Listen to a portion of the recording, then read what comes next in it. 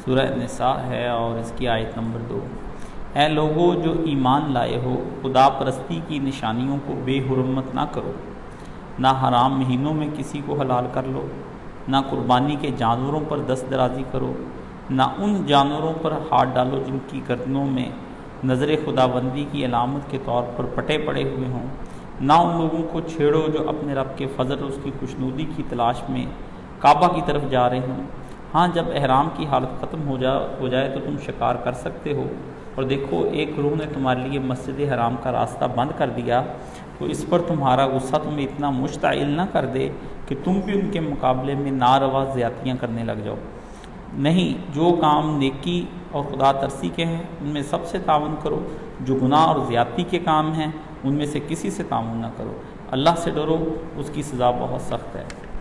یہ میں نے کل جو آیات آپ کے سامنے پڑھی کہ 5 پہلی آیات جو ہیں وہ ایک ہی مضمون چلا جا رہا ہے، تو اس کو پڑھنے کے بعد آخر میں جا کے نا اس کا نتائج جو آپ کو بتائیں گے۔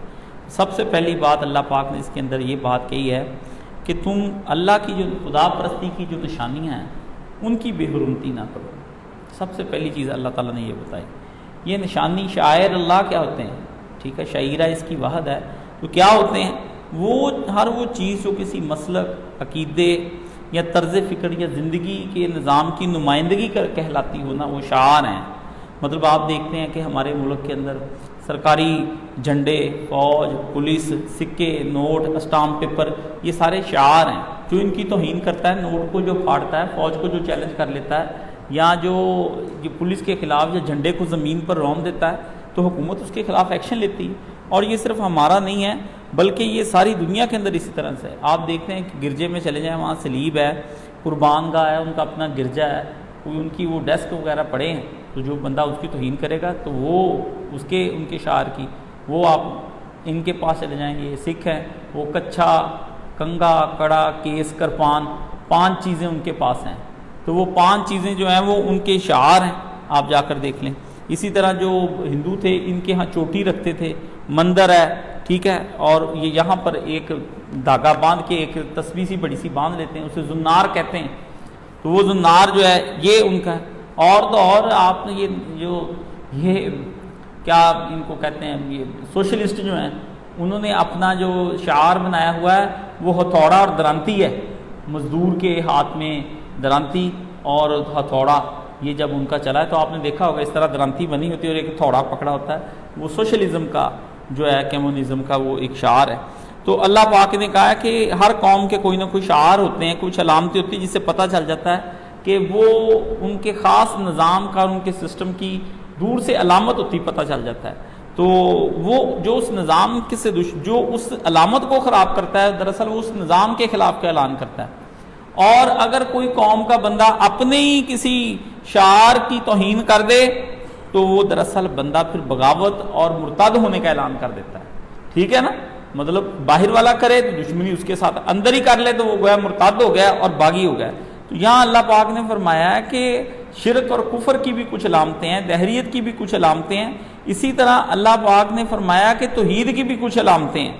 تو تم لوگ جہاں تک مطلب شعار جو ہے یہ احرام باندھ لینا، یہ بھی خود شاعر اللہ میں سے ہے، احرام جو ہے یہ بھی شاعر اللہ، کیونکہ اس کے اندر کچھ پابندیاں ہیں، جو کوئی پابندیوں کو توڑتا ہے وہ دراصل احرام کی بے حرمتی کر رہا ہے، یعنی یہ کپڑے پہن لینا بھی جو شاعر اللہ ہے۔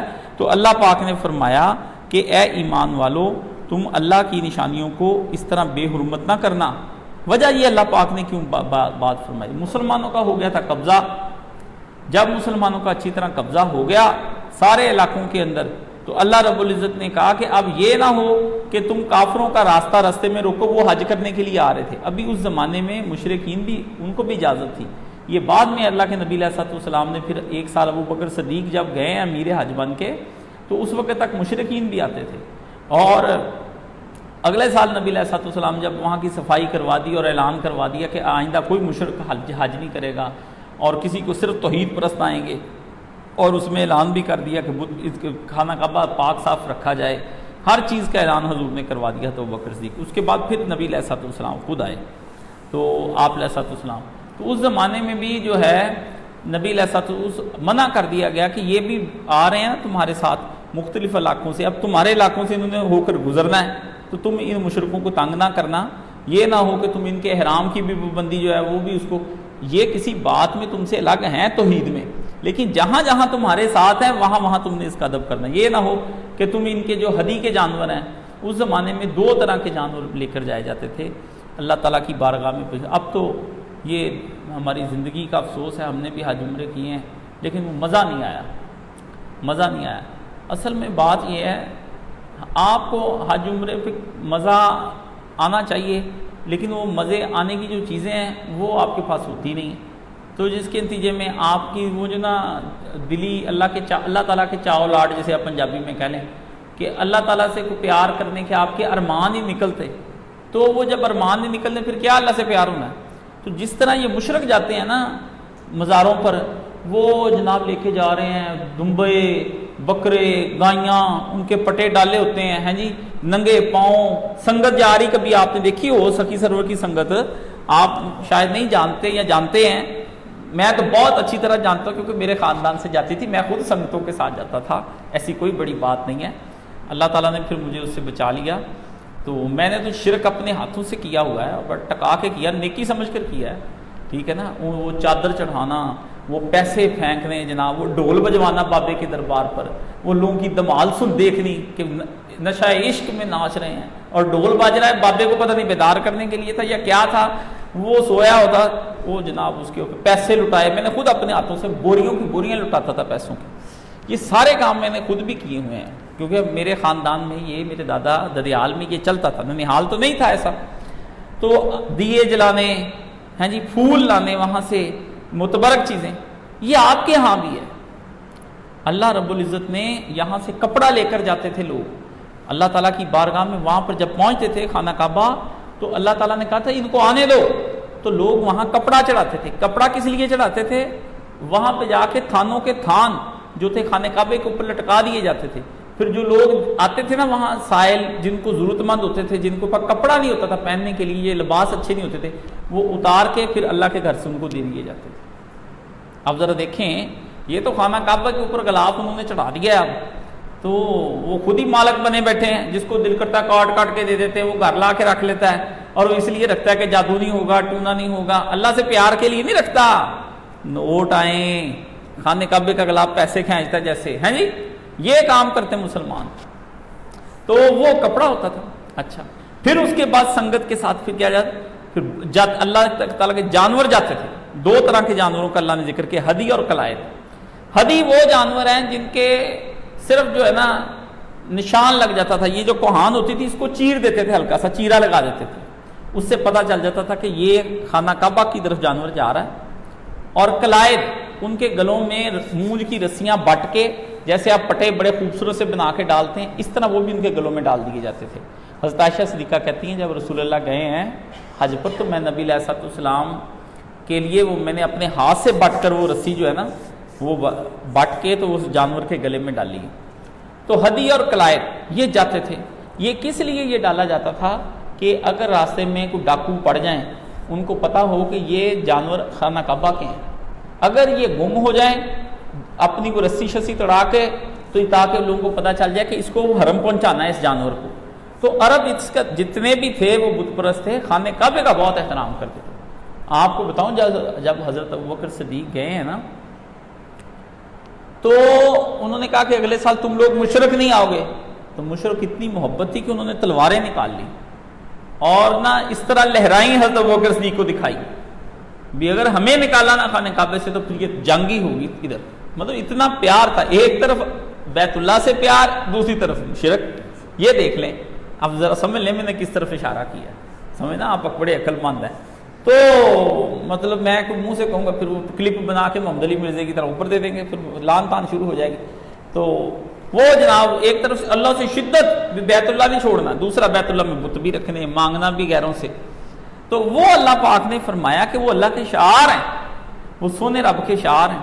صفا مروہ کو کہا یہ تیرے رب کے شعار ہیں، بیت اللہ شریف، آب زمزم شریف، یہ اللہ تعالیٰ کا گھر، یہ حجر اسود شریف، مقام ابراہیم شریف، یہ جتنی چیزیں یہ شاعر اللہ ہیں۔ اللہ نے فرمایا ان کی توہین نہ کر بیٹھنا، جانور ان کے ساتھ بھی ہونے ہیں، یہ نہ ہو کہ تمہارے اوپر حرام مہینوں میں تم جو ہے نا وہ یہ دیکھ لو کہ جانور ہے ان کے اوپر تم دست درازیاں کر لو، ان کے جانور کھا لو، ان کے جانور جن کے اوپر پٹے بھی پڑے ہوئے ہیں، یہ تو اللہ نے فرمایا یہ تمہارے لیے جائز نہیں ہے۔ اور فرمایا نہ ان لوگوں کو چھیڑو جو اپنے رب کے فضل اس کی خوشنودی کی تلاش میں کعبہ جا رہے ہیں۔ اللہ اکبر، دیکھ لیں اللہ تعالیٰ پھر بھی کسی نہ کسی ذہن میں نا مطلب کوئی بندے کے ذہن میں رکھتے ہیں یہ بات کہ کعبہ جا رہے ہیں، ایک تو مسلمان ہیں، تم ان کے ساتھ کوئی تعارض نہ کرنا، لیکن اس سال مشرک بھی جا رہے ہیں، کہتے ہیں وہ بھی فضل ہی ڈھونڈنے جا رہے ہیں اللہ کا، تو تم ابھی کوئی ظلم زیادتی ان کے اوپر نہ کرنا، وہ چاہتے ہیں کہ ہم اللہ کی خوشنودی جو ہے وہ اس کو حاصل کر لیں۔ ہاں جب احرام کی حالت ختم ہو جائے تو تم شکار کر سکتے ہو، تو اللہ نے فرمایا جب تمہارا ہو جائے احرام ختم ہو جائے پھر تم جو ہے جا کے شکار کر لو۔ اور دیکھو ایک گروہ جس نے تمہارے لیے مسجد حرام کا راستہ بند کر دیا تھا، اس پر تمہارا غصہ اتنا نہ مشتعل کر دے کہ تم بھی اس کے مقابلے میں ناروا زیادتیاں کرنے لگ جاؤ۔ کافروں نے مسلمانوں کو صلح حدیبیہ پہ نہ جانے دیا۔ اللہ نے کہا پھر یہ نہ ہو کہ تازہ تازہ تم لوگ جو ابھی اس وقت ایمان لے کر آئے ہو، تو لوگ جو مشرکین کے یہ قبائل ہیں زیارتوں کے لیے آ رہے ہیں، یہ تمہارے علاقوں سے گزریں گے، یہ نہ ہو کہ تمہارے ان کے درمیان جنگ چھڑ جائے تو تم ان سے وہ اپنا پرانا بدلہ نکالو، ٹھیک ہے نا؟ تو اللہ نے فرمایا یہ بالکل بری بات ہے۔ کیوں؟ یہ بنیاد انہوں نے غلط رکھی تھی، اب یہ نہ ہو کہ تم اس بنیاد پر ردے پہ ردے رکھتے چلتے جاؤ، تم نے ایک نئی بنیاد ڈالنی ہے۔ یہ ان کی تھی کہ انہوں نے اللہ والوں کو روکا، ان کا حق نہیں تھا کہ کعبہ سب کا تھا، تمہارا بھی تھا ان کا بھی تھا، جب وہ قابض سے ان کو چاہیے تھا تمہیں نہ روکتے، لیکن آج تم قابض ہو گئے تو تم ان کو نہ کرو، اور فرمایا دشمنی میں اندھے نہ ہو جاؤ۔ وہ نا مثال تو ہے غلط جماعت اسلامی کی، قاضی صاحب کو بہت مار پڑی اپنی وجہ سے ہی ہے، ٹھیک ہے نا؟ مولانا اسحاق مرحوم نے اس زمانے میں مجھے ساری بات سمجھائی کہ وہ نواز شریف کے دور میں بڑی پینٹی پڑی قاضی صاحب کو، تو وہ پھر اتنا جماعت اسلامی ہو گیا اس وقت کی خلاف، وہ اب جائز کام بھی کہتا ہے نا تو کہتے ہیں یہ غلطی کر رہا ہے، اتنے بڑے مضمون سارے چیز، یہ مثال کے طور پہ میں کہہ رہا ہوں، وہ بھی کون سا دودھ کا دھلا ہوا ہے، لیکن میں ایک بات آپ کو سمجھا رہا ہوں، پھر دشمنی میں اندھا ہو جاتا ہے آدمی، مطلب بھٹو نے کچھ چار کام اگر اچھے بھی کیے ہیں ختم ہو اس کے خلاف ہی رہنا، نہیں میں مانتا ہی نہیں اس کو۔ اللہ نے فرمایا دشمنی میں حد سے نہیں بڑھنا چاہیے، ٹھیک ہے نا؟ اگر ہمارے فرقے کہیں شرک کر رہے ہیں تو ہمیں چاہیے کہ ان کو پیار سے محبت سے ان کو دلیل دے کے سمجھائیں، اندھے ہو گئے دشمنی میں، نہیں کافر ہو گئے مشرک ہو گئے اب ان کی توبہ قبول نہیں، خود ہی ٹھیکیدار بنے جنت کے، بھی تم نے چلے جانا جنت کے اندر جو تم اس کا بتا رہے ہیں۔ مشرک کافر گستاخ کی باتیں یہی بریلوی حرکتیں کرتے ہیں، وہ ان کو کہہ دیتے ہیں یہ گستاخ ہیں جی، یہ فلانی عبارت شاہ اسماعیل شیخ نے غلط لکھی۔ آپ سوچیں ایک سادہ مسلمان ہونے کی حیثیت سے، سب کو چھوڑیں بھی کس نے اس کے بارے میں کیا لکھا ہے، ایک مسلمان کیا یہ اپنے دل سے چاہے گا کہ اس کے قلم اس کی زبان سے کوئی ایسا لفظ نکل جائے جو اس کے نبی کی مخالفت کرتا ہو یا ان کی گستاخی کرتا ہو؟ کوئی مسلمان نہیں چاہتا۔ تو اگر فرض کریں آپ جس کو گستاخی سمجھ رہے ہیں وہ تو ادھر کی طرف سے سمجھ رہے ہیں نا، ادھر پہ آ کے دیکھے تو مثلا یہاں میں 6 لکھ دیتا ہوں، جس طرح یہ 6 نہیں لکھا ہوتا، یہ گھڑی کے اوپر 6 لکھا ہوا ہے، ادھر سے کھڑے ہو کے دیکھیں گے 9 نظر آئے گا، ادھر سے کھڑے ہو کے دیکھیں گے 6 نظر آئے گا۔ تو ادھر آئے نا شاہ صاحب اسماعیل شیخ رحمۃ اللہ علیہ نے کوئی باتیں لکھی، ادھر آئے نا حضرت مولوی احمد رضا خان صاحب کی طرف کھڑے ہو کے دیکھی جاتے ہیں، بھی ہمارے حضرت نے لکھ دیا، بھی آپ کے حضرت نے لکھ دیا، ہمارے حضرت نے بھی لکھا ہے، آپ کا حضرت کا اگر لکھا ہوا سارا کچھ ٹھیک ہے تو ہمارے حضرت کا بھی لکھا ہوا۔ نہ دیوبند کے علماء غلط ہیں، شیعہ پہ آپ کفر کے فتوے، اس پہ یہ دشمنیوں میں اندھے ہو کے بمباریاں کرنی، مار دینا، برداشت نہ کرنا، ایک دوسرے زیادتی والی بات ہے۔ اللہ نے صاف کہا ہے کہ تمہارا رویہ کافروں کے رویے جیسا نہیں ہونا چاہیے، کیونکہ یہ کافروں کا رویہ کہ جب وہ دشمنیوں میں اندھے ہو جاتے ہیں تو وہ کسی کا لحاظ ہی نہیں کرتے کہ ہمیں کیا کرنا ہے اور کیا نہیں کرنا۔ تو اللہ تعالیٰ نے یہاں پر اس کے بارے میں فرما دیا کہ تمہیں چاہیے کہ تم ان شاعر اللہ کے اندر تم نے کوئی غلط کام نہیں کرنا۔ اس میں وہ 4 مہینے بھی ہیں، ایک رجب آ جاتا ہے اور ایک ذی القعدہ اور ذی الحج اور محرم، یہ 3-4 مہینے ہیں جس میں کے اندر مشرکوں کو منع کر دیا گیا تھا کہ وہ لڑائی نہیں کریں گے کسی بھی صورت کے اندر۔ تو اللہ نے فرمایا اللہ کی جو نشانیاں ہیں ان کا ادب و احترام کرنا تم لوگوں کا کام ہے، تم لوگوں کا کام یہ نہیں ہے کہ تم غلط طریقے سے جو ہے یہاں پر ان کی طرف چل پڑو۔ تو یہاں جو میں نے ایک آپ کو فضل اور رضوان کا تعلق جو مشرکین سے بیان ہوا، یہ اللہ تعالیٰ نے رعایت کی ہے، اللہ تعالیٰ نے کہا یہ آیتیں جب وہ لوگ سنیں گے نا کہ اچھا ابھی بھی اللہ ہم پہ مہربان ہے، تو فرمایا شاید رضوان اور فضل کی تلاش میں وہ مسلمان ہو جائیں. ہیں جی، ان کو تم سے مل کے تمہارے اخلاق دیکھ کے کوئی قرآن مجید سن کے کیا پتہ ہدایت آ گئی، اور پھر آ بھی گئی اگلے سال تک مسلمانوں نے جو ان کے ساتھ اچھے رویے کیے. تو اللہ تعالیٰ نے فرمایا کہ اس بات پر تم لوگ سمجھ لو. اور پھر آگے فرمایا اور گناہ اور زیادتی میں ایک دوسرے کی تم لوگ مدد نہ کرو. فرمایا بدی اور فسق میں کسی طرح بھی کسی دوسرے کا ساتھ دینا مہذب قوموں کا شیوا نہیں ہے. اپنی پارٹی اپنی قوم اس کو مقدم نہ رکھو، بلکہ یہ دیکھو کہ قاعدے اور اصول کیا ہیں. ان قاعدوں اور اصولوں کے مطابق تمہیں چاہیے کہ تم لوگوں کے ساتھ ظلم اور زیادتی جو کچھ بھی ہو اس کے اندر تم ایک دوسرے کی مدد نہیں کرو گے. اب اکثر لوگ ویسے یہ نا پوچھ لیتے ہیں جی وہ شادی پر میں تو جی مائک لگانے جاتا ہوں، وہ گانے سنتے ہیں، کیا ہمارا رزق حلال ہے؟ لے ایڈا تو پولا پالا ہے، یا ہمیں بیوقوف بنا رہے جو خود بیوقوف بن رہے. یہ نہ کریں.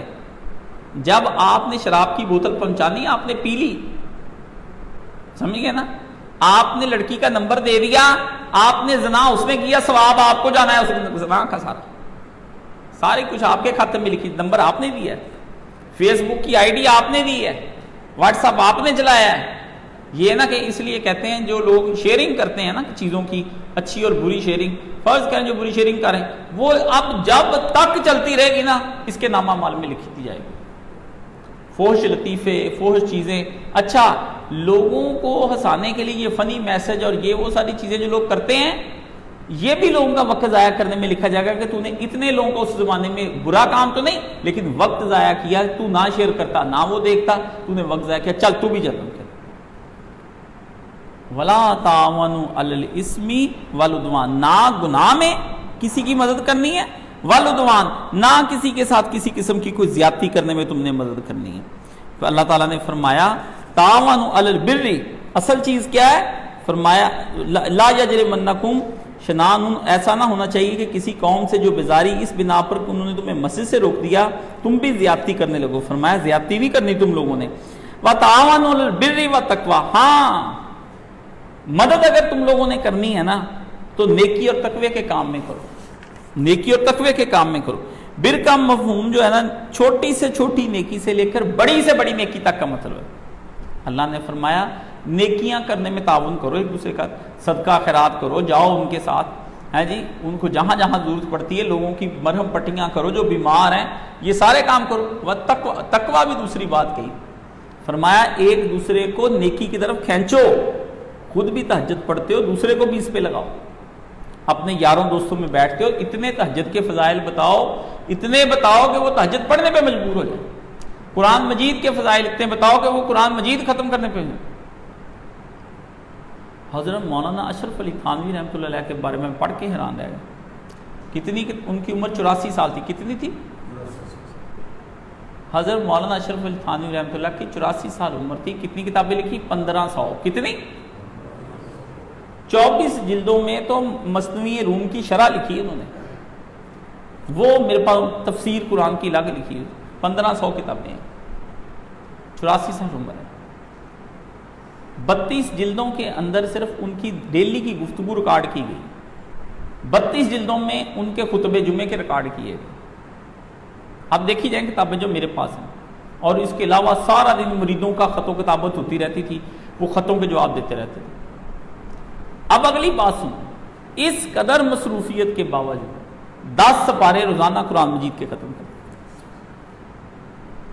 10 سپارے. اللہ نے ایسے بندے لے آنے، کہنا دین کا کام بھی کیا، ساری زندگی بھی اس میں کی، کتابیں بھی لکھی، پڑھا بھی، سمجھا بھی، کمایا بھی، سب کچھ کیا. 10 سپارے بھی ڈیلی پڑھتا. تو 10 آیتیں نہیں پڑھتا؟ 10 آیتیں نہیں پڑھتا. اللہ پاک نے فرمایا چھوٹی سے چھوٹی نیکی کا کام جو ہے اس میں ایک سچائی بھی ہے کہ سچ بولنا. فرمایا یہ خیر ہی ہے. تو دوسرا اللہ پاک نے اس کے اندر فرمایا کہ تم نے تقوی کے ساتھ دوسرے کو تقوی کی راہ پر لے کے آنا ہے. صرف نیکیاں نہیں کرانی، ہمت نہیں دینی، ساتھ لے کے آنا ہے. چل یار آج آپ تہجد پڑھنے کے لیے چلے، آجا فجر پڑھنے کے لیے چلے، آجا فلاں جگہ تو درس قرآن ہے. ایک دوسرے کو بیٹھ کے سر کے ساتھ ساتھ جوڑ کے نا گانے سنا رہے ہوتے ہیں.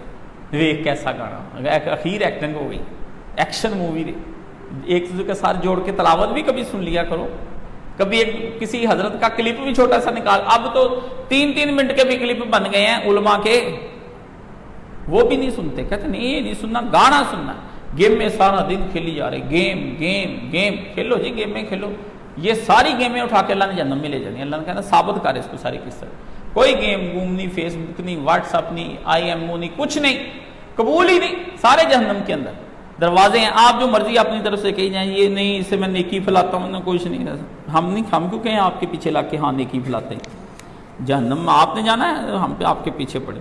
واتقوا اللہ، فرمایا الٹے سیدھے کام کر کے ہٹ جاؤ، اللہ سے ڈر جاؤ۔ اگر تم لوگوں نے اللہ پاک کو، تم نے اللہ سے ڈر گئے تو زندگی میں ہر نیکی کا کام تمہارے لیے آسان ہو جائے گا۔ تقویٰ ایک ایسی چیز ہے جو ہر مجاہدے کو آسان کر دیتا ہے، ہر پابندی بندہ برداشت کرنے پہ راضی ہو جائے۔ تقویٰ ایک ایسی، اللہ سے پیار ہو جائے نا، پھر اوکھے روزے بھی رکھ لیتا ہے، پھر لمبے پینڈے کر کے درس بھی سننے کے لیے جا سکتا ہے، فاصلے طے کرتا ہوا۔ میرے ایک دوست تھے، وہ درس سننے کے لیے سائی وال سے لاہور آتے تھے ڈیلی، کدھر سے؟ ڈاکٹر تھے، سائی وال سے اپنی ساری ڈاکٹری کر کے 5 بجے وہاں سے چلتے تھے، 7 بجے درس سن کے پھر وہاں سے واپس سائی وال، کئی سال وہ آتے رہے۔ میں نے کہا کیوں جی؟ کہتے ڈاکٹر بنتے تھے تو UK اور باہر کے ملکوں میں پڑھنے چلے گئے، اب جب عقیدہ پڑھنے کا وقت آیا ہے، حدیث شریف پڑھنے کا، تو اب یہ لاہور نہیں آ سکتا میں۔ ڈاکٹر ہیں، چلڈرن اسپیشلسٹ ہیں، صرف 3 گھنٹے کام کرتے ہیں دن میں، کہتے اس سے زیادہ نہیں کمانا، باقی اپنی بچوں کی تربیت اور اللہ تعالیٰ کی۔ UK کے پڑھے ہوئے، کوئی تھکڑ نہیں ہے بھی ادھر سے کوئی، ہاں جی کوئی ایسی، کوئی عمران خان یونیورسٹی سے اس نے لے لیا تھا کوئی، ہے جی، یہاں سے نہیں پڑھے، اور ہفتے میں صرف 5 دن کام کرتے، 2 دن نہیں کام کرتے۔ کہتے کیوں کریں کام، جتنا کمانا ہے کھاتے ہیں الحمدللہ، باقی پرورش اللہ نے پوچھنا ہے۔ کاش صاحب اپنے گھر میں درس قرآن کا اہتمام، اتنی بڑی لائبریری، میرے ہم نام ہی ہیں۔ میں کہا اچھا جی، تو ایسے بندے بھی اللہ نے دنیا کے اندر، واتقوا اللہ، ہر مشکل اس کو آسان لگ جاتی۔ اللہ سے ڈرتا ہو نا بندہ، تو بندہ کہنا اٹھ کے تو نفل پاڑ ہی لے۔ اللہ سے نہ ڈر آتا ہو، کہتا دفعہ لو نفل، اللہ کے بھی بخشنہار ہے۔ اللہ کہ نہیں، ہم سے ہے تمہیں پیار ہے، کس قدر گراں تمہیں صبح کی بیداری ہے، ہم سے کب پیار ہے، نیند تم کو پیاری ہے۔ حاجن نیند جو ہے نا، یہ لے ڈوبی آپ کو، اس کی جبھی نہیں آپ کو اٹھنے دیتی۔ اللہ کہے ہم انتظار میں بیٹھے ہوتے ہیں، صبح کے وقت کوئی نہیں۔ فرمایا ان اللہ شدید العقاب، سن لو من مرضی کی یہ تم نے یہ کام کیے نا گناہ کے، تو اللہ کو جو ہے عذاب دینے میں کوئی مشکل کام ہے؟ تم اللہ کو پاؤ گے کہ اللہ تعالیٰ ایسا شدید قسم کا تم کو عذاب دے گا کہ تم لوگ دیکھتے رہ جاؤ گے، اللہ پکڑنے والا شدید عذاب سے۔ تو اس آیت کے اندر 8 قسم کے حکم آ گئے۔ پہلا حکم کیا؟ ایک آیت حکم کتنے؟ 8۔ پہلی چیز کیا؟ شاعر اللہ کی بے حرمتی نہیں کرنی، ٹھیک ہے۔ دوسرا، حرام مہینوں میں جنگ نہیں کرنی، وہ میں نے آپ کو بتا دیے 4 مہینے حرام۔ جو قربانیاں حج کے لیے لائے ہو، نشانی والی ہوں یا بغیر نشانی کے، ٹھیک ہے، ان کو تم نے نہ پکڑنا ہے نہ کھانا ہے، بلکہ ان کو پہنچاؤ حرم میں، ٹھیک ہے۔ اس لیے اس کے بعد فرمایا کہ جتنے لوگ خانہ خدا کی طرف کے قصد کریں، زائرین عمرہ و حج، ان کو امن دینا ہے، یہ بھی کہ ان کا کام خراب کر دینا ہے۔ اور فرمایا شکار، اور فرمایا جب حج عمرے کے احرام سے نکل جاؤ تو پھر شکار کرنا تمہارے لیے جائز ہو گیا۔ پھر اس کے بعد فرمایا کہ دشمنی، پرانی دشمنی نہیں زندہ کرنی، کہ جو اللہ کے گھر کی زیارت میں لوگوں کے لیے رکاوٹ بن جائے، ایسی دشمنی تم نے نہیں کرنی۔ پھر فرمایا، اس کے بعد فرمایا کہ تمہیں کیا کرنا چاہیے، ایک دوسرے کے ساتھ نیکی اور تقوی کی راہ میں ایک دوسرے کی مدد کرنی ہے، گناہ اور بلٹے کاموں کے اندر فرمایا تم لوگوں کو نہیں کرنا۔ اور 8واں حکم کیا دیا؟ واتقوا اللہ، پرہیزگاری اختیار کرو، حکم خدا کی نافرمانی سے بچو، خدا کا عذاب اور اس کی سزائیں بہت بڑی ہیں۔ یہ اللہ تعالیٰ نے ایک آیت حکم کتنے؟ 8۔ ایک آیت میں 8 طرح کے حکم آ گئے ہیں۔ اور اب ماشاءاللہ جو ہے ہم دیکھیں اللہ پاک نے اس میں کتنی اہم، اور ہر حکم ایسا ہے کہ اس پہ ایک ایک خطبہ پورا میں دے سکتا ہوں.